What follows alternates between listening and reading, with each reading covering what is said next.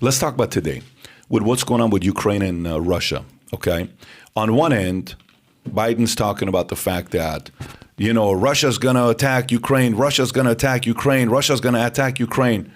Ukraine Prime Minister's like, stop saying that. You're scaring the hell out of my people. What does it matter with you? On a call to Biden. Okay, so when I saw that going on, the first person I thought about was you.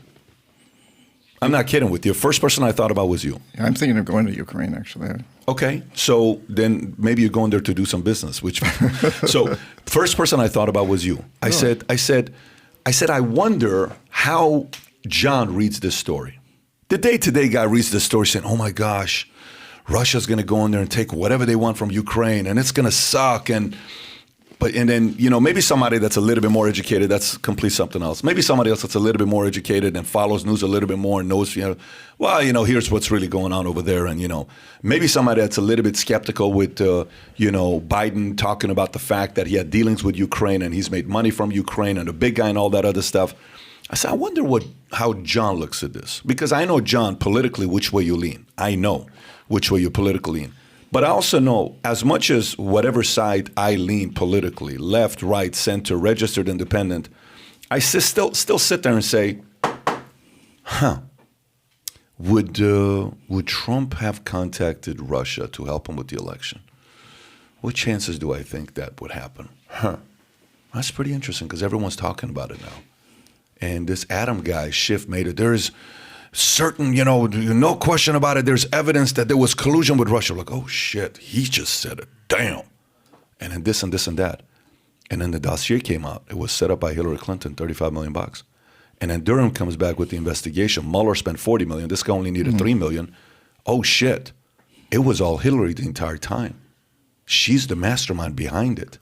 What a freaking dirty way of doing it. So you do to the other person and you tell the world that person is doing what you're doing to them, they're doing it to you.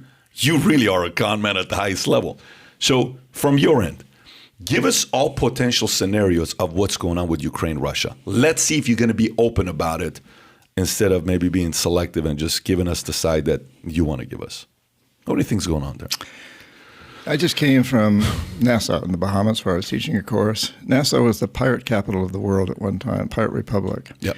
But the pirates never, they didn't want to attack other ships particularly. Why they had that big flag with the skull and crossbones, it scared the shit out of the ships that were coming up. And most of the ships knew that if they just gave up, they would have to lose, whatever the pirates wanted that was on their ship, but nobody would be killed.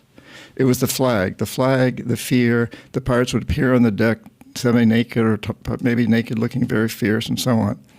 I think Russia is doing that on Ukraine. I think Russia is standing on the edge of Ukraine, waving that Jolly Roger skull and crossbone flag.